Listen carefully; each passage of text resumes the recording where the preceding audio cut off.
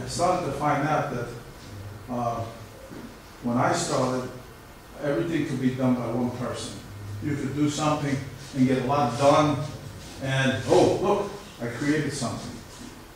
Then as time went on, you found that it became more and more difficult to do stuff by yourself. You had to work with other people to create something new. And that's when I started to hear the words project management. I said, what's a project? What's management? And what I found out is that you can have a team of people working together, but not working together because everybody's going in different directions.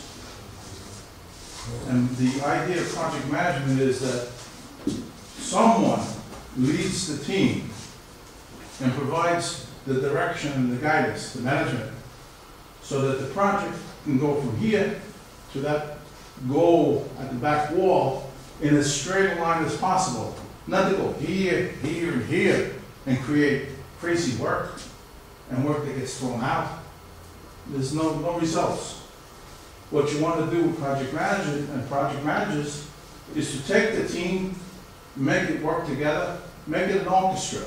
Now you play, and you basically harmonize the group and get the group to play together to create the result and get there as soon as possible, but also to get there with the great and right result.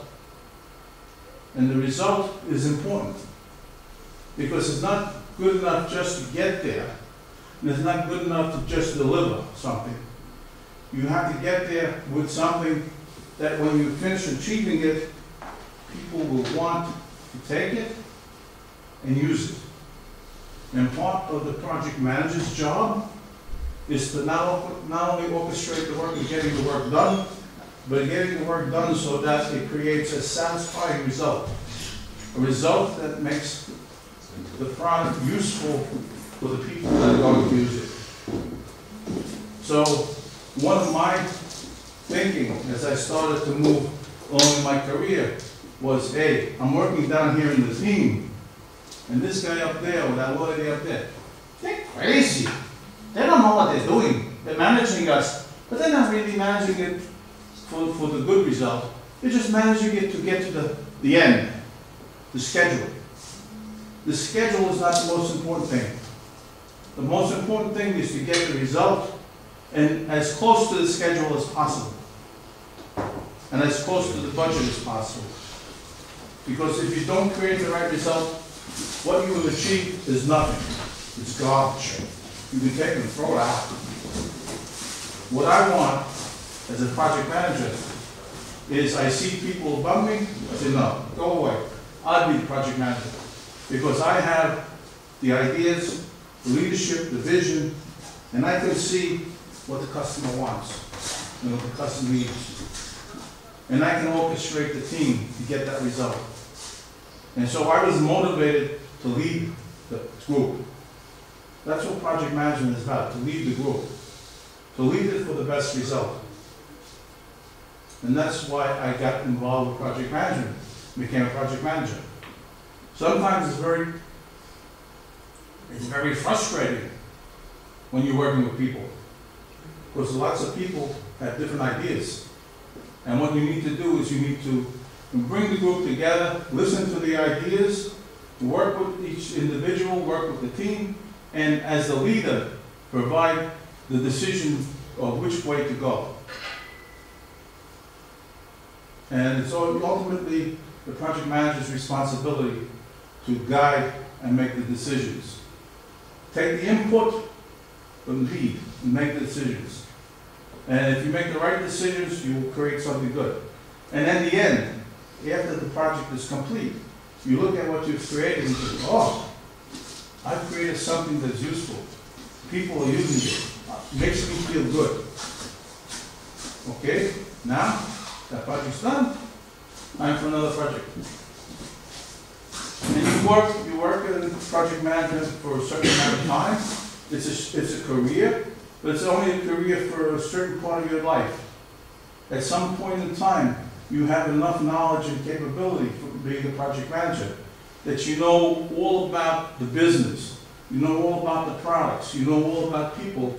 You should think in terms of achieving a job position to jump from project management into normal management position in the company. So it's a short-term career which gives you the leverage to go to the next level of your career. So project management is a good place to be. It's a satisfying place to be. And I hope that as you go through life, you take what you do and feel comfortable that what you are working at is what you want to do. You have to want to do that work. If you don't feel good doing that work, find another job, find something else to do. Because you're just starting out young. It took me a long time to get to be a teacher. But I went through project management and then I became a teacher.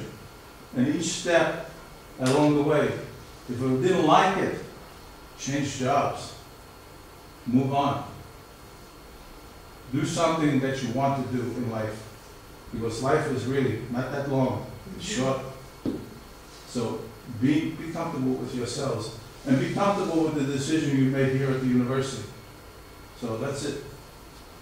Hopefully you have any questions about why you chose project management. I don't know, because it was there, right? Sometimes. Sometimes that's what happens in life. When I was going through my bachelor's degree, I was a mathematics major. Engineering major. And then all of a sudden, computers came along. And they brought a computer into one of our laboratories and they gave a computer class. I said, aha! It opened my eyes to a career. And that was the start of my career. So one of these days you'll have a aha moment and you will find your career and your life work. Okay? So let me tell you a story about the picture. I am Dr. Poli, but I was not always a doctor. I was just Michael. Some people like to call me Mike. I don't like Michael. Michael L. Because that's what my mother called me, and that's what my paycheck says, Michael. That's it. That's it. That's the important thing. So what you see before you now is a result of many years of age. How old do you think I am? Anybody? You're afraid to guess. Make me feel bad. Huh? I'm starting to look my age, unfortunately. I am now 71. 71. So it took me a long time to get here, as it will take you through your life. And what I found was that I went through my bachelor's degree, and I found the computers, and I had enjoyed working in computers for a while. And then I moved on, and then I did some other work. And I did some project management work. And I had a family. And in my family, my oldest son was born, and about 5 years old, we found out he had a bad disease, muscular dystrophy. And so from 5 years old to 27 years old, we had to handle his disease. And while we were doing that, I was working in different companies and things and moving along, but I still only had my bachelor's degree. But my son had a lot of problems with muscles and things, so we had to help him a lot. And one of the things we had to do is take him to his bachelor's degree program and through his master's degree program. And he was even working on a PhD later on. But as he started to work on his master's degree, I was old at the time, and he was still young, but he was handicapped, and he was going for his master's degree. And I said, why didn't I go for my master's degree? And it was his going for his master's degree that made me want to go for my master's degree at an advanced age for someone. I was probably about 50 years old. So I started going for my master's degree. And then we had a dream together that he would finish his master's degree. He wanted to do his PhD. I said, why shouldn't I do my PhD? Because I'm going to take you to the library, you're going to be doing your work, and I'm going to be sitting there doing nothing. So I might as well do my research, my PhD. So together we were working on a PhD.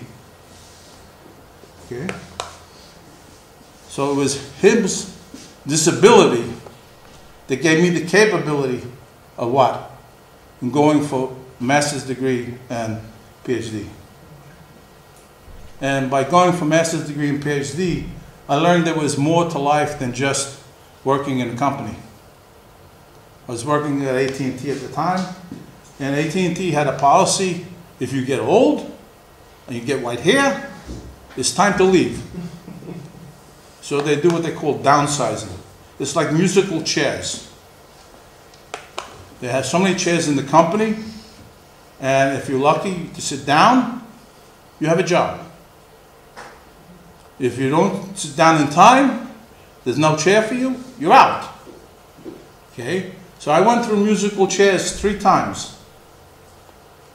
And each time I made change for chair, the chair was a result of wanting to have a job to support my son and his disability and to get medical benefits. So I ended up sitting in a chair that I didn't necessarily want to be in. Working in a job I did not want to really work in. Working with people I did not really want to work with. So the choice was not left to me as to where I was going to work and who I was going to work with. And that is poor. It's poor for the company. It's poor for the person. Poor for morale. Finally, after the 3rd time, I was well into my PhD at that point. My son was in his PhD. 3rd time I said, goodbye. I can't take it anymore. I'm leaving. So I left. And when I left, I ended up going to Stevens University in Hoboken.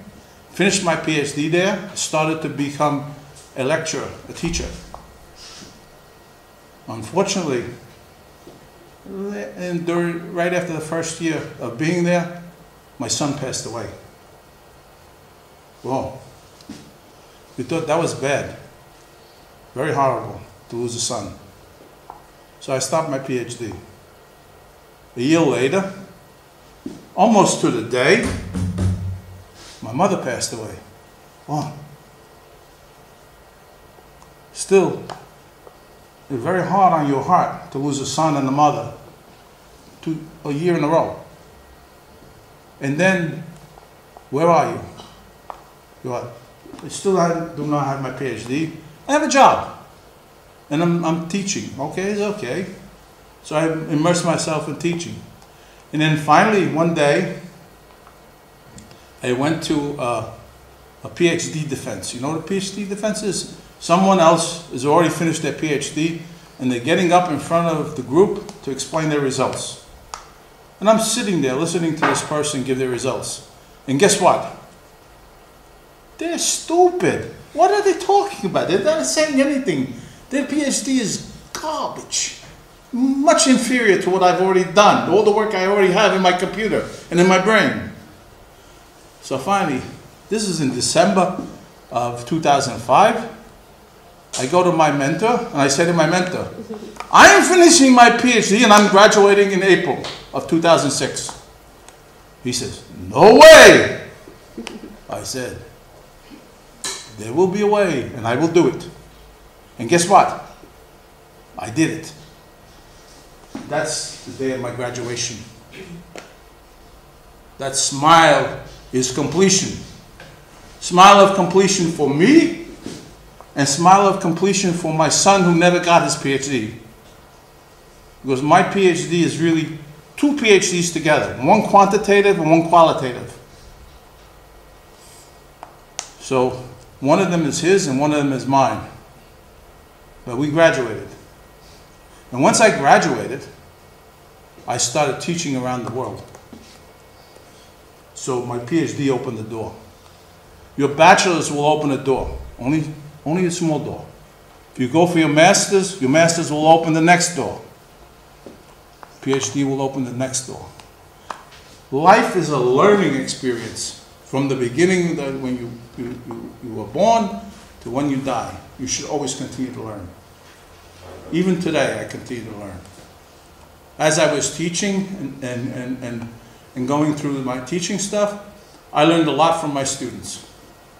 Because my students did case studies on real life projects, and I read about their projects, different kinds of projects, different kinds of problems, and it gave me new insights.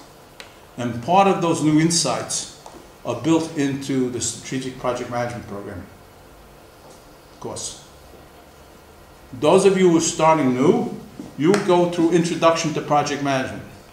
Introduction to Project Management will tell you that you're there to do something, what? And you're there on how to do it. Maybe to figure out where to do it, when to do it, and who to do it with. So it's very tactical, it's very planned, it's very step-by-step project management as the introduction level. But as you grow to be a wiser project manager, you say, hey, there's more to project management than just what to do and how to do it. The real question is, why are we doing it? Why are we doing it? Why are we doing this project? Is it some idea of somebody up in some foreign place that they think it's a good idea? Or is there a real decision here? Is there a real purpose for this? What's the real purpose for the project? And if you can understand the real purpose for the project, you can understand how to manage it better, how to make the result the best result. Because what you do is you bring into play all the ideas of the whole corporation, of the business, of the marketing, of the salespeople, of the customer, of the users. And you bring all their knowledge and all their desires. They are stakeholders in the project. All these people are stakeholders. And each of them sees the project differently, from a different perspective. And you as the project manager have to view all these perspectives and say, okay, let me get my arms around them. Let me understand what all of you people want. Because if you dissatisfy the corporation, they're not so happy with your project. Project's a failure. You dissatisfy the customer, they're not so happy with your project. Project's a failure. Hey, but the customer is not your normally user. You make it so that the project results are not usable. The user says, hey, I'm not happy. Project's a failure. Many people can view your project. A lot of them can think it's okay. Just one or two think it's bad. Project's a failure. You gave me garbage. You don't want garbage. You don't want it to be failure. The reason why I do jobs is to succeed. That's my whole idea. And to make something that people will be happy with. So, strategic project management gives you a different perspective on the project. It's not just the planning, not just the tactics. It's why we do the project that's important.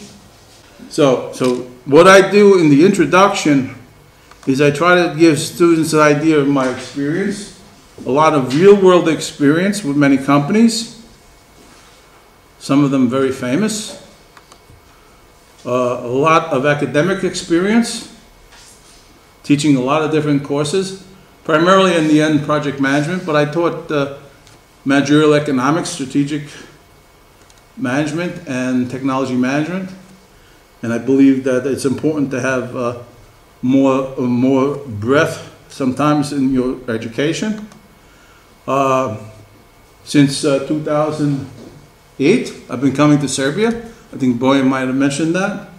He brought me to Serbia. He wanted me to be his PhD mentor, but we helped do some training in project management around the country with USAID. And then I have many different industry experiences, many different kinds of experience. SR-71 Blackbird spy plane, stealth plane, one of the most expensive projects that I worked on as a lower level project team member, but I actually touched the plane in the middle of the Mojave Desert and said, this is great, this is why I'm working on this project, because we're using this to keep America safe. And then we had some other projects along the way. And right now I'm sort of retired, working in with a student in China to create a project management training company. So international experience. I've been around a number of different countries, teaching for different companies and at different universities. The major topics that we cover in strategic project management are not typical, quote, project management topics. They go beyond basic project management. If you're familiar with the Project Management Institute and the project management body of knowledge, I say that strategic project management is beyond PMBOK. Project Management Body of Knowledge, PMBOK. So strategic project management says it's more than just the tactics. You have to understand the why. And these are the different topics we're going to go through and we'll do later. And it's based on case studies from my students that we did. They were real life cases. And we looked at the project, which is most people do this. They look here, and most project management courses, especially the undergraduate courses, concentrate on doing the job, creating the result of the project here. So the strategic project management says you need to think ahead, and you need to think about what happens after the project. So it's not just doing it, it's planning for doing it and planning for success. So we'll talk about this later today in Success Dimensions project. Talk about Nike project management. We'll talk about strategic project management, the difference between the two. We have different ways of measuring success. We measure success over time. There are 4 dimensions of success. Here's the project execution, and these are the elements of success after the project. But you don't, in order to gain that success after the project, you have to plan for it before the project. And think about it before. Don't just measure it after. We'll talk about something called the UCP framework, which is uncertainty. Excuse me. My mind is going good. System complexity and pace. U is for uncertainty. C is for complexity, and this is pace. Different ways of looking at a project and saying, hey, my project is not the same as everybody else's project. Not all projects are the same. Some are more complex. Some must be run faster. Some must be more technical involvement. And you need to understand that, because if your management thinks, oh, it's just another project, your project is too complex, that means that you are going to be over budget and over schedule because their thinking is small and narrow, and you see the bigger picture. And you have to be able to explain that bigger picture to them. This is my contribution to the literature. That over here was my mentor's success dimensions. Here's the project, and I said, okay, paralleling before the project, we need to have strategies in place. So we need strategy dimensions. We also talk about the difference between doing projects for an external customer versus doing projects for an internal customer. They're distinctly different types of projects. The contract between the project team and the person that you're doing, the customer that you're doing the project for, is completely different. External projects, you sign a contract. You're required by law to commit and do. Internal projects, you go, hey, we do it. It's handshakes. It's internal. And it's usually a different kind of project, a different kind of result you're looking for.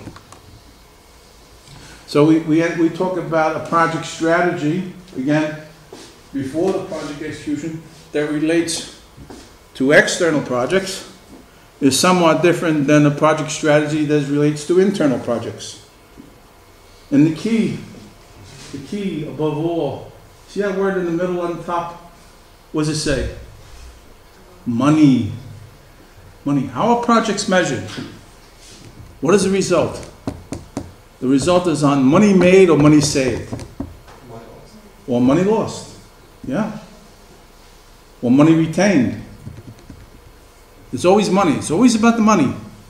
You remember there's a famous movie. It's all about the money. Yeah, it is. And that's why projects are in place, is to create the new money to save the old money. Then we talk about,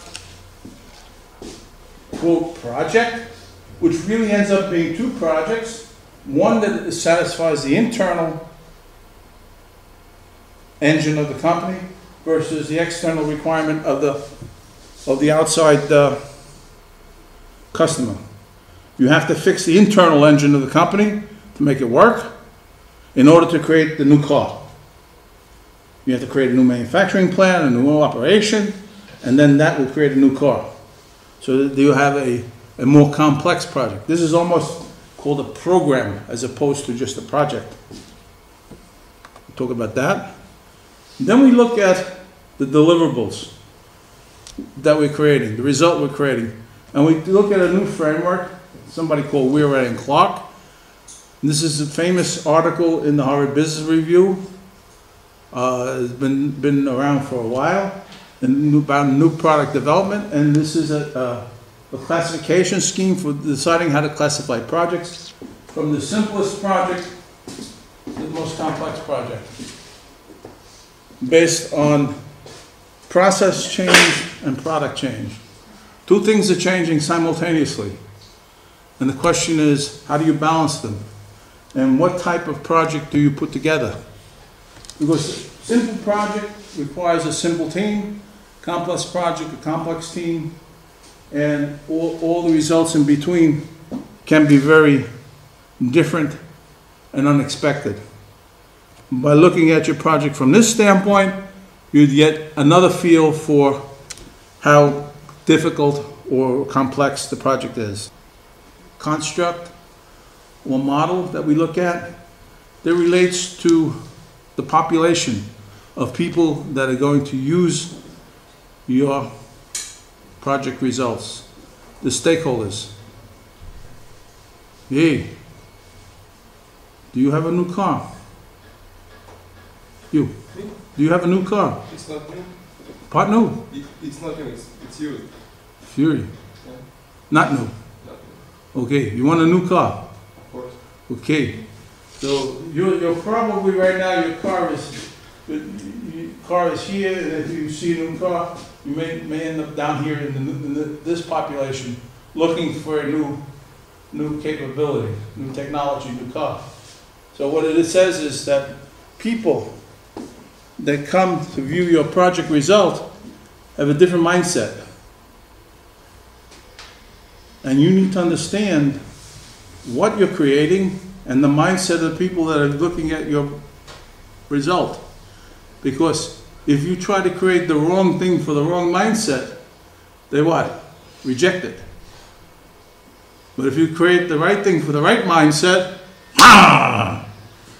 they bite, and they take, and they get more and more. And then what do you have? Then you have good results from your project. You have people actually wanting to use the results. So it's good to know the mindset of the people that are going to use your project results. And this is the why we do the project. We'll do it to create cost advantage. We want to save people money. We want to save the company money. We try to do it from a product advantage. We try to give them, oh, this is just water. But if we put something in it, it's more than water, right? It's maybe alcohol or something. But it's different.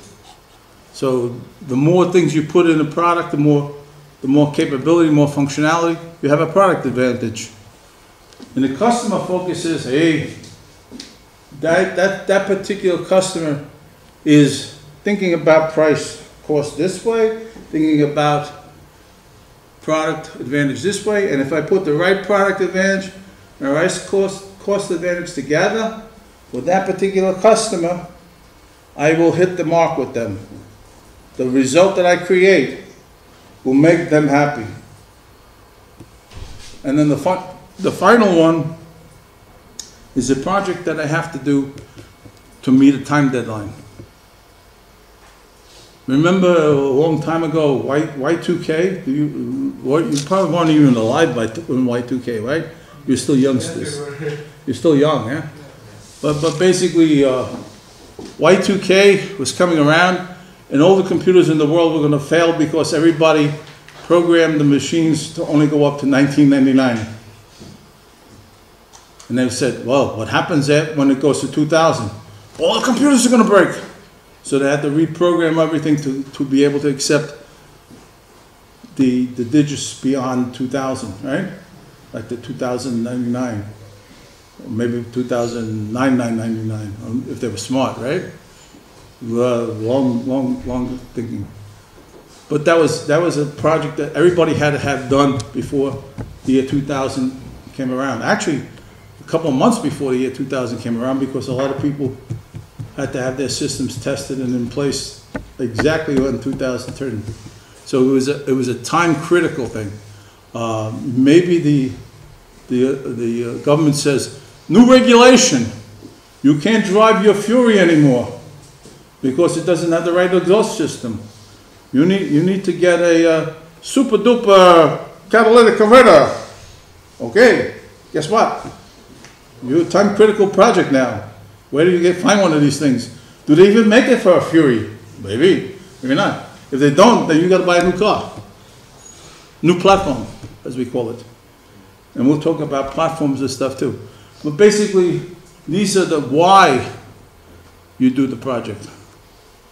And then we talk finally about something called the whole product model, which means that, hey, you have an idea you want a Fury, but maybe you want more than a Fury.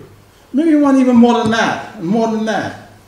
And each one of these rings takes you to a different kind of thought about what kind of car you want. This is the Fury. This is the Fury with the catalytic converter. This is the one with the big high-speed engine. And this is the one which has wings. All right, that's the potential, wings on a car. Maybe it never happens, but most people, when they do projects, they build something like this, and then they find out the customer wanted something up there. And then you're forced to run and jump to create something bigger and better. What you want to do in project management is to think ahead of the customer.